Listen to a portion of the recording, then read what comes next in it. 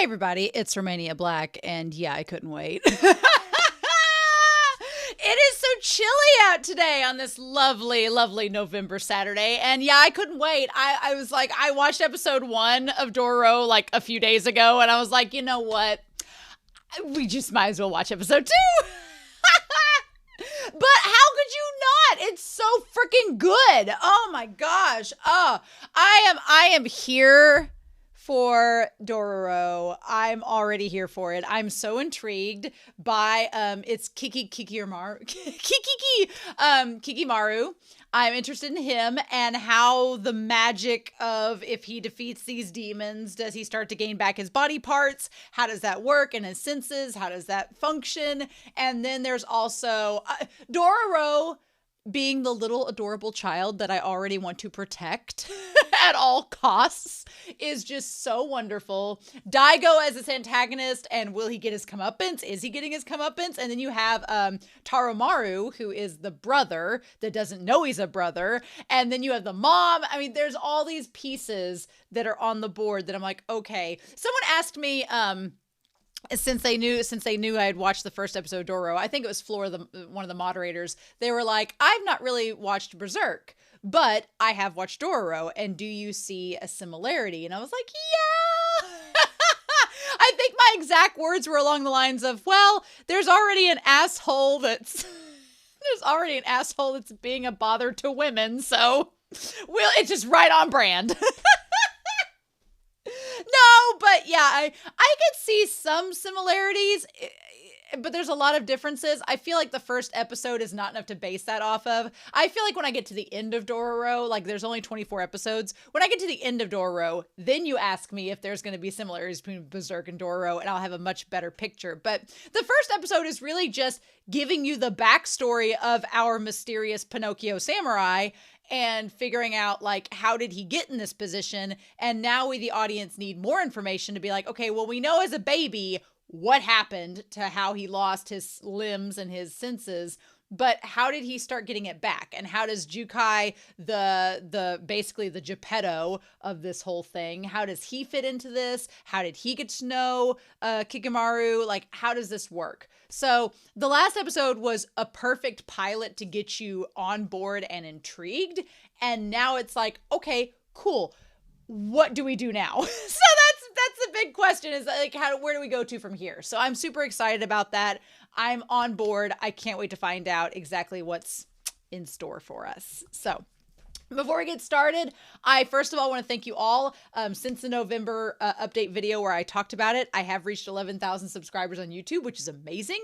Thank you all on YouTube for subscribing and watching my zaniness as I go through these series. I'm so excited. But I also want to give a shout out to Patreon because y'all fund this and keep this channel going. So know that. And I'm super, super appreciative for all the support that you give me. So special shout out to our philanthropy tier for this episode, which includes Alex Cornejo, Anime Annie, one of our moderators, Be Happy, as well as Bryant Reed, BBT, Dana, Damage3245, as well as Danny Donmai, Devorin, Destiny Marie, Danger Zone, I have to say it that way, Eric Ichu, Ghostly Turnip, Fisho, El Freya, Liam Poles, Lyndon, Matthew, Palfinier, Murphy, Nameless Monster, Nicholas, Sunspots, Shimoyama, Translucent, Min, Trails, as well as Alexandra Q and Moroni W. Thank you all so much for your support.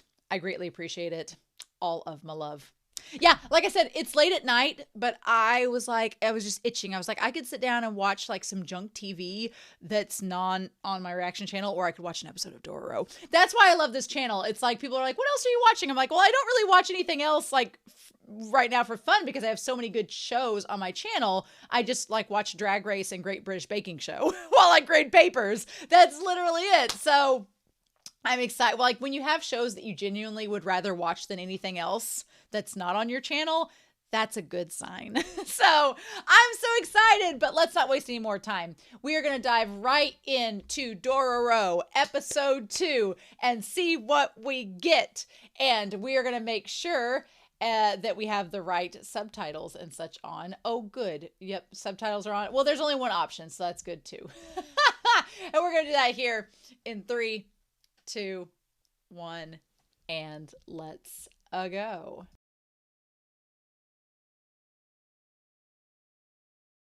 Oh, I'm liking this so far.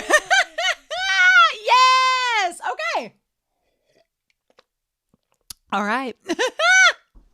So, so the story of Bandai or Bondi. So I have a feeling that so far the stories of have been antagonists. So we had Daigo, who was the dad in the last one. We've had Bondi, who was the demon in this one.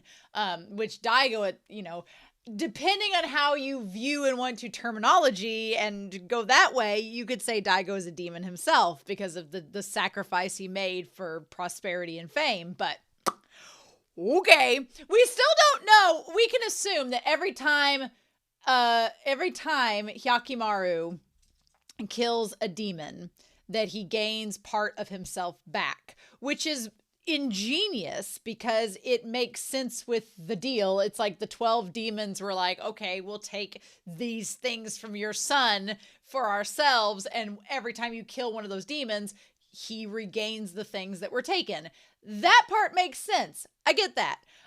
It's just heartbreaking in a way because one, he's grown up with this for 16 years with this style of fighting that has been honed by the fact that he doesn't have these senses. And so when he starts getting those, because I'm assuming, like we talked last episode, he's going to get the body fat back first, the features back first, everything physical, and then it's going to be his senses. And like the old man, who I love the old man, he's amazing. Like the old man says, they can see things that the other humans with their sight cannot. So it gives them an advantage. Is he going to, once he gets his sight back, lose that? And if you've gone 16 years without being able to see things, that's going to affect some stuff, So I'm feeling bad for him already. I'm like, But on the one hand, it's like you want him to be able to have those experiences, but his disability has defined his identity and his agency so much. It's like, is he going to be at a disadvantage once he gains that back? And what is lost in that process, right? And I kind of, it seemed like he was getting his skin back, from his internal organs back, inside, which could mean that he'd be more susceptible for injury than he was in the past. So there's that. What I like about this series so far is they kind of take this play on disability, because normally there's ableism and people who are able-bodied versus people who are not. And the people who are able-bodied are usually in modern society portrayed as the ones that are at the advantage against those that have disabilities. And what I like is that this series lets people with those disabilities kind of be the heroes, be the ones that are better than the regular able-bodied humans.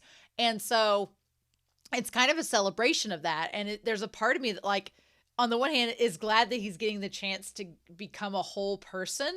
There's a part of me that likes that he gets to have that experience. But then there's another part of me that's like, but this makes you yourself. And so you're losing that. And what do you do with that? And is that going to lead you to your death? Because I don't want Hyakkimaru to die. And that's where I think the story's going to go, because the story isn't called Hyakkimaru. It's called Dororo. So I have a feeling that Dororo, the little kid's going to live, and Hyakkimaru's going to die, and Dororo's going to learn from this experience. And I'm like, I'm not ready for that. And we're only 2 episodes in.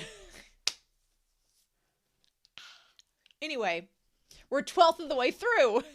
But anyway, so I really liked the idea that they start out this episode talking about traveling meant that you risked your life. That travelers were gone without a trace. Now, if we're going to talk about Berserk, obviously Hyakkimaru, I would argue, and I don't want to give things away from Berserk if you've not seen it, but to be as vague as possible, there are 2 things that definitely stand out from this series. 3 things, actually. We'll do 3 things. There are 3 things that stand out from this series that are very similar to Berserk. And this is as non-spoilery as I possibly can be. So it's very, very, very vague in general. One is this ambiance of despair and doom and gloom, that there are corpses everywhere. Like, there's corpses of travelers just littered around. There's a battlefield where Junkai is going through, or Jukai is going through, and just like seeing just bodies everywhere and crows picking out stuff. That feels very Berserk. It feels very similar. The vibe is there, right?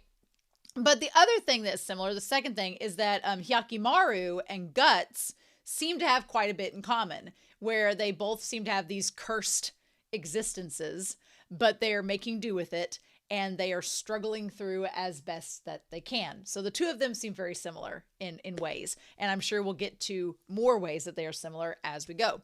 But they are very different too, so that's nice. It's not like a carbon copy of Guts, which is good.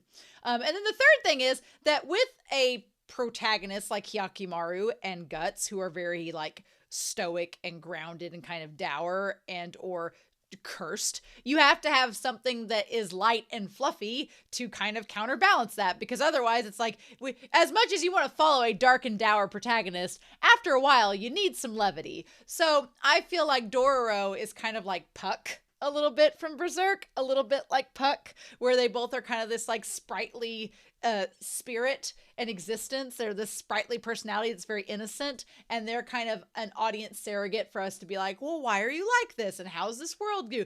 And it's so smart of the show, because at first when Dororo was introduced last episode, I was like, man, a little kid? Like, is this going to go the Phantom Menace route, where it's like a little, when you introduce a little kid into the story, sometimes they can be annoying, sometimes they can be useless, and sometimes they just, you know, present needless drama.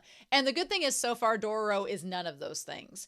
Dororo is, he's innocent, but he's also like a little street urchin, so he kind of knows his way around the streets, so he knows enough to survive, so that's good. He's not just going to be a burden everywhere we go. Two, he's really good because since he's a kid, he doesn't know everything, so it's kind of a great way to be an audience surrogate where we learn alongside Dororo, which is smart, and it's very believable, because if it was an adult in the world, it'd be like, well, how do you not know what's going on? But since Dororo's a kid, it's like, well, of course you wouldn't know. Like the blind, you know, man is like, oh, okay, well, here's what you need to know. And I think that's smart. And also, Dororo is kind of this a human that can be a way for Hyakkimaru to connect to him, and he's a good balance. And he has his own issues, as we found out in this. So one thing, I'm so glad we have the old man, that we're following him. I think it's so cool. I love that we have the old man. I think that's amazing. It's great. I was really excited that he is now joining them on their journey. I'm like, oh, awesome. This badass swordsman who's a blind musician. Great. My question was, whenever he looked at the being that was like, do you want? That being was, I'm pretty sure that their energy is the green energy, because now the question is his energy green, or is the old man energy's green? It says you want. I feel like his energy is green, the big tombstone headed alien looking spirit or yokai or whatever. I feel like they're the ones with the green spirit, and the demons have red spirits, and humans, if they're harmless, have clear spirits. Okay, which we'll talk about that. The entity, the yokai that's just like, you want? Like, that was honestly one of the creepiest parts of this episode, because they don't explain what he is. They don't explain what he does. I don't want to know, because I'm curious if the show will ever explain it, but he's just there. And then he's like, do you want this gold that was left behind? And it's just, he feels like a wandering yokai, like just a spirit that is not going to harm you, but is just wandering around asking if you want this. He honestly, and I didn't have time to comment about it in the reaction, he reminded me of No Face from Spirited Away, where he had the gold and he kept being like, like you want the gold? Do you want the gold? Like he kept on pushing it, like being like, you want? Now the thing of it is, that's also crazy, is that the guy later on says that they said a pilgrim bell. He said that the first traveler that was killed had a pilgrim bell. And I was like, what the hell is a pilgrim bell? And so I wanted to know what is, like, okay, a pilgrim bell, something that is spiritual, that would have connections to that. Tell me your secrets. I want to know what this is. Okay. Does it have a meaning? Okay, the National Museum of Asian Art has a pilgrim bell that looks kind of like the one that he's carrying. It's from China. It's bronze. A bell with 6 carved relief figures. Is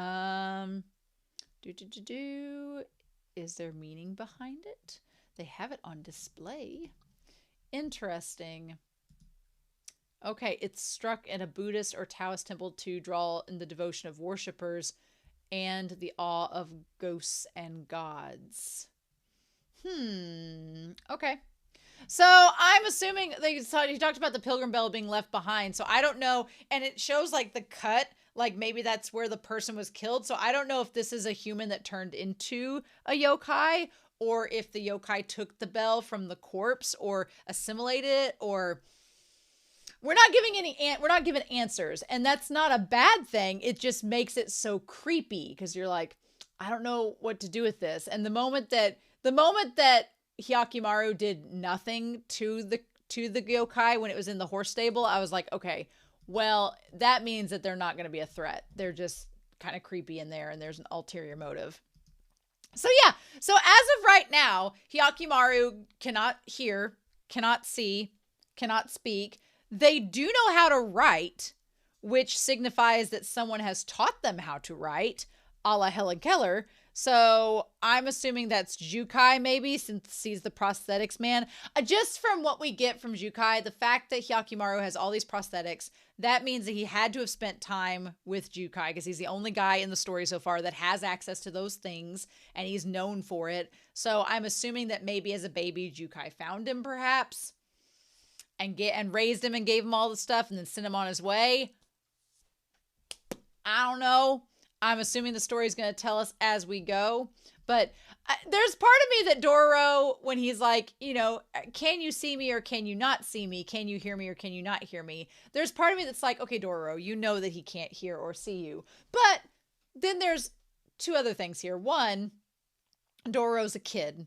So the fact that now he has an accompanied adult that he can talk to all day long and ask questions, even if he doesn't get an answer, it's a very kid thing to do. Sometimes kids just ask questions. Whether they want the answer or not, they're just talking. They're just creating conversation, and they're just communicating, and they're just asking questions. You could give them any answer under the sun. They probably wouldn't care. They just want somebody to communicate with or to be present with. And so Hyakkimaru kind of gives that role fulfilled there. It kind of fulfills it for Dororo. So Dororo just goes around, you know, asking all these questions. Now, he does ask about the damn mask, saying, hey, your face fell off and you grew some new skin. How about that? And we don't get an answer. So we can only assume that every time he kills a demon, part of him gets regenerated. So he's like, your skin that you have now is new. So how'd you do that? Also, the idea of hunger. Like, Hyakkimaru's like, okay, he's like picks the berries and starts eating them. That's the first time we've seen him do that. And then he like uses his natural instincts as a human to go in there and be like hunter-gatherer mode, goes and gets the fish and then scoops them out, and he's about to eat them raw, and Dororo's like, oh, no, we don't eat those fish raw. Let's cook them and do that first. This is why I really like Dororo as a character, because he's been around the streets enough that he kind of has figured out how to survive. And like him starting the fire with the wood, I was like, okay, Dororo is resourceful. He's been around the block enough to know like basic survival skills that maybe Hyakkimaru didn't have to use in the past. So, you know, now they're going to be able to help each other and learn from each other, and it's going to be great. And then this series is probably going to like gut punch me in the face, and I'm not ready for that. But yeah, I think it's super cute, them sharing like the fish. And whenever he like tries to put the fish in Hyakkimaru's hand at first, Hyakkimaru's like, whoa, what are you doing? Because he can't see or hear. But then he's like, oh, okay, I eat this. Fine, cool, great. And Dororo's like, well, you're just so strange, you know? But he says it in a very endearing way. And then it's almost like Dororo is talking out loud, and he's thinking out loud and making up these plans. He's like, I'm going to use you to make money because we can do this, this, and this. And I know you can't hear me, so I'm talking out loud and strategizing and just working all things out. And that's okay, right? And Hyakkimaru just lets him talk, right? So it says hostility, hatred, and beings not of this world, as well as this power. He possessed superhuman senses and strength. But he stuck around Dororo because the color of his soul did not indicate danger. So he was able to have all these. I wondered if the superhuman strength that he had was because of the demon's curse or because of Daigo's deal. If that all was connected, I'm assuming that it is.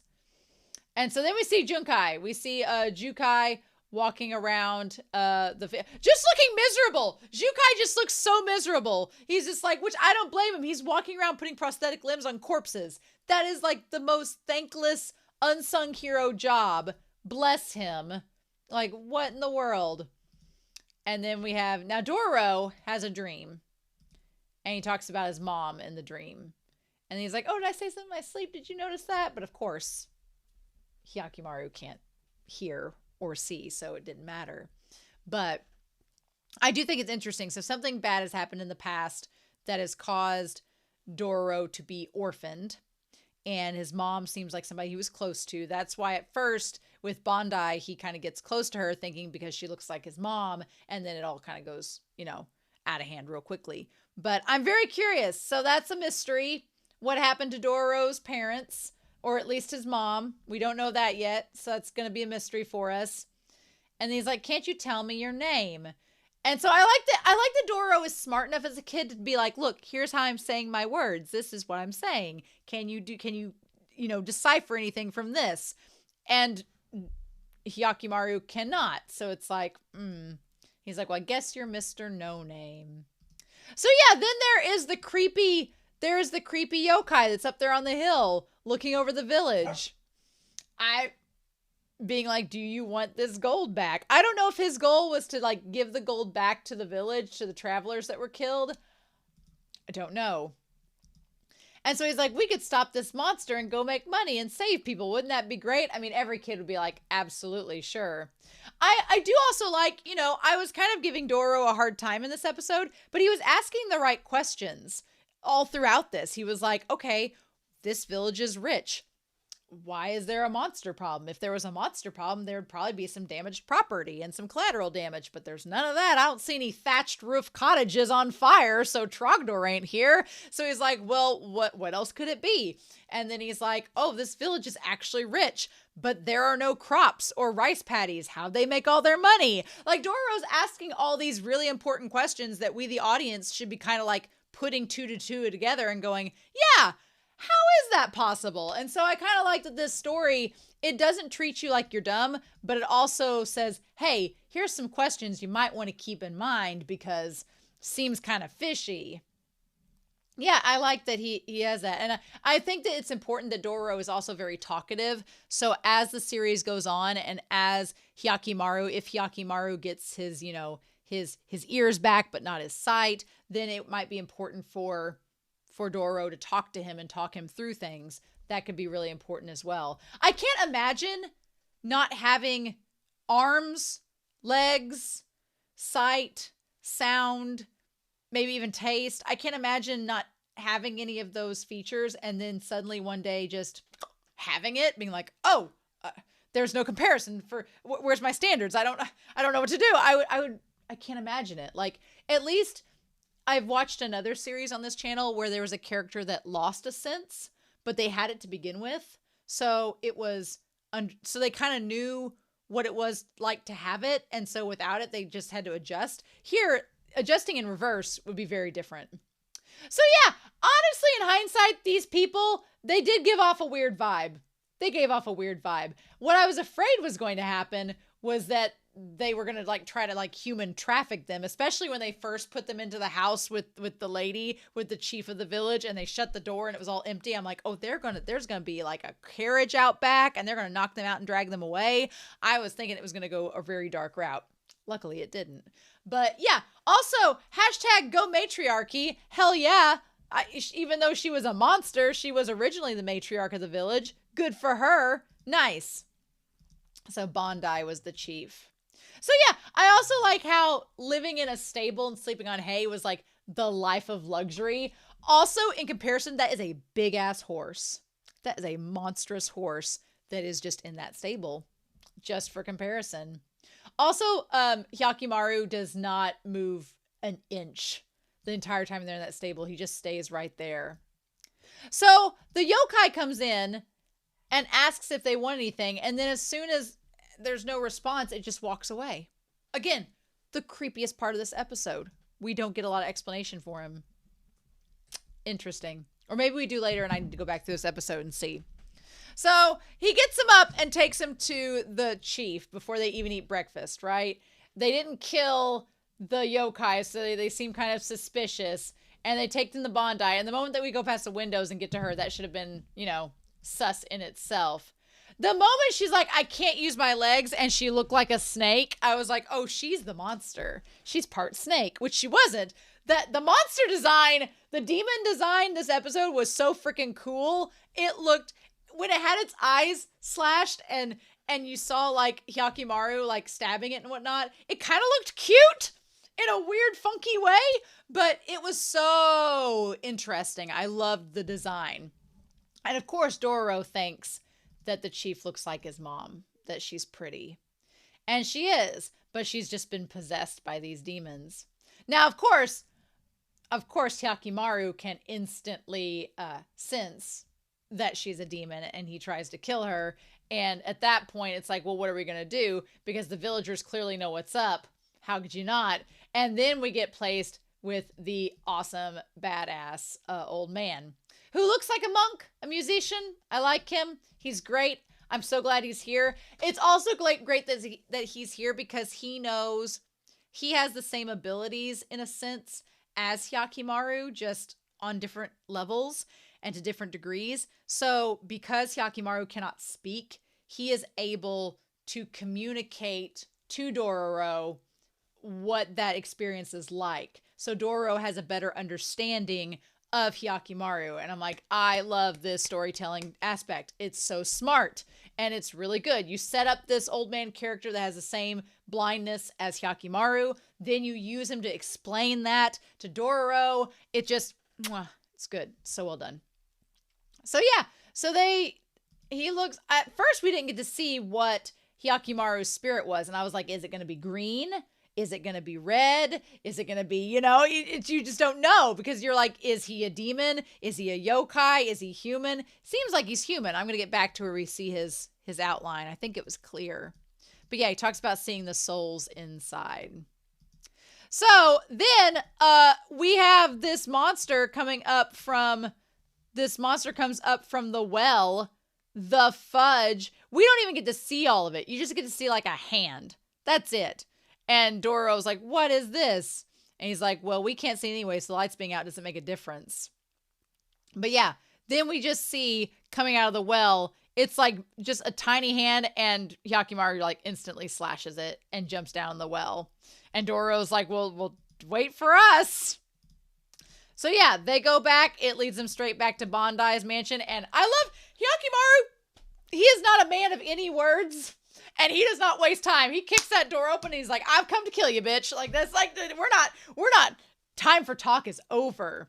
I really did like the way that her monster design was, because it reminded me of, in Bleach, the Grand Fisher using the person as a lure. It reminded me exactly of Grand Fisher from Bleach. And that was a great callback, But yeah, it's designed so freaking cool. I love it. And he's like, it's a demon. Also, poor old man, he gets scraped on the shoulder. I hope he's okay.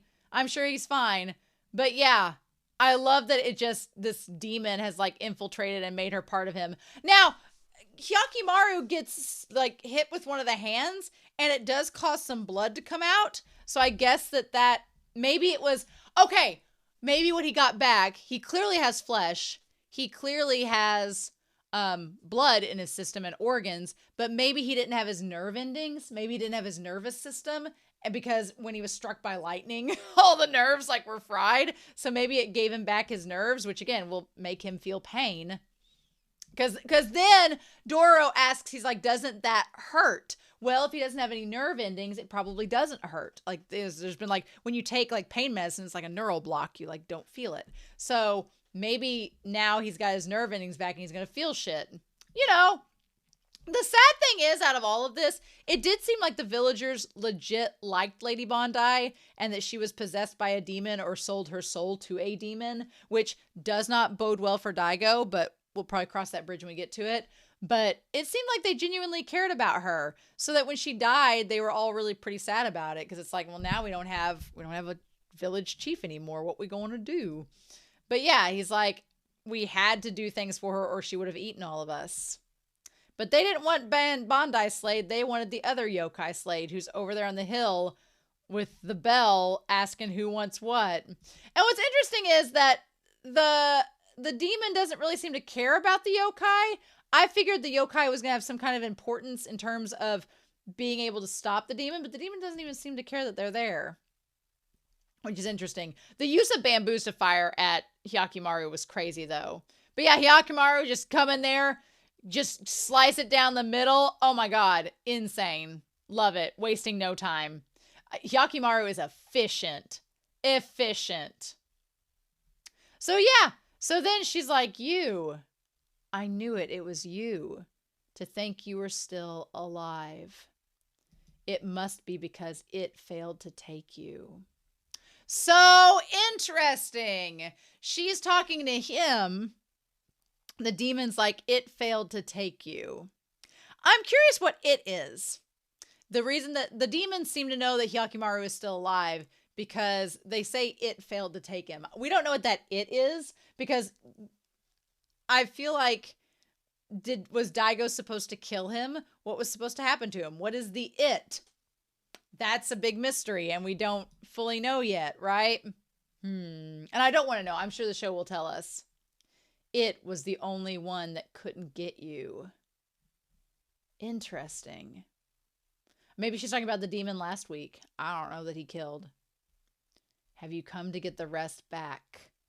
Oh, okay. So when she said it was the only one who couldn't get you, have you come to get the rest back? So obviously this demon knows that if he kills them, he gets part of his body back. But what the it is, we don't know for sure yet.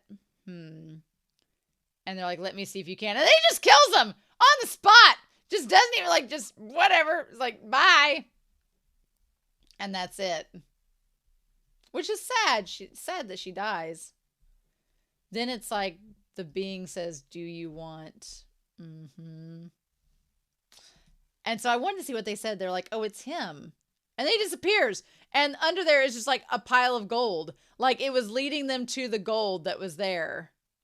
Okay, so when he's like, there's all this money, it's the money of the travelers that you let Bondi eat, isn't it? And then the guy says, our village has nothing to make money with. So we thought everything was lost when the monster Bondi took over. But the first traveler Lady Bondi ate had a lot of road money on him. So we just couldn't stop. And then he's like, well, yeah, like Dororo's like, you guys are awful. That's a terrible thing to do. You're worse than monsters. Thematic element. Yeah. And then they hear that bell and he's like, stop that sound. I like the old man's getting like a joy out of this. And he says, is that the sound you wanted us to slay? And the guy like collapses as the sound of the bell the first traveler carried. It's the pilgrim bell. And Dororo gets mad about the pilgrim bell. And so he gets mad about it. So I don't know if Dororo knows about the pilgrim bell, if he's from a monastery, if he has connections with that, or if he's just mad that the whole thing, like that yokai keeps bringing them back to the gold because he was killed and now his spirit haunts them. I'm very curious. The world building, I like that they keep a lot of it a mystery and that it seems like they're going to explain it as we go. I'm fine with that, but I want to see what we get. So then they're like, oh yeah. So then he finally spells his name out on the ground. And I like they use the old man to like, and it seems like whenever he looks over, like Dororo says that his mother had been dead and that the monster reminded him of her. And the old man is like, ah, okay, I see how it is. Like, that's fair enough. Fair enough. But then Hyakkimaru looks over at Dororo, and what he sees is like just barely a spirit. Like it seems like his spirit is down, like he's sad. And so it seems like Hyakkimaru tries to like make him feel better by like, he tries to grab his face to like do his name. That's why he did it, right? He tried to do that and Dororo didn't get it. And that's when he spells out his name. And so he makes the old man feel it to know who he is. Hyakkimaru. And he's like, oh, well, I finally know your name. You're Hyakkimaru. And the old man says, I now know too. And now I remember seeing you in the boat. Now, in the boat, what's interesting is in the boat, there was a little faint trace of the silver, but then there was also a trace of the red and a trace of green. So he had a trace of both on him. So I'm curious what we're going to do with that. But yeah, he says after that, yeah, and now it looks all silver. It was you on the river. Okay. So where the red trace of red, if it was from the demons and the green was from, we don't know for sure yet, but that's still, we're going to find out, I'm sure. And then we go back to Daigo, and they're like, just quiet by the borders. The rest of the plot, what? And so this guy shows up saying that they've increased the number of soldiers that are on guard over there as if they're getting ready for war. And I like that Daigo's like, these people next door were our allies, not just our neighbors. Like, what, are you sure about this? And it's like, oh, well. And so like, what do we do about this? So he wants them to go investigate, this guy in his jorts, to go investigate some things. And then, he looks up to the temple, and then we go over the next statue has been destroyed. And it seems like poor Hyakkimaru is having a rough time. Now, we look underneath his robes so we can see the prosthetic arms. So we see his torso. So he does have his skin. He does have skin. It's grown back. But so he did get his face and his skin. Okay, so the first demon that was killed gave him all of his skin back. He still is missing his arms, but we do see like it looks like his nerves and everything. He got like his nerve endings back. Okay. So we got that. And the old man's like, what's going on? Like he doesn't exactly know what to do about this. I'm so curious. I'm so damn curious. Okay. I can't wait for episode 3. So yeah, I'm really intrigued by this story. I love it so far. I cannot wait to see what we get next. But I know it's going to be hard to not spoil because I'm sure this story will give us answers. But I'm excited to hear your comments about this episode in particular down below. So I hope you all have a wonderful week. Please stay safe, take care, and yeah, I'll be back real soon with more Dororo.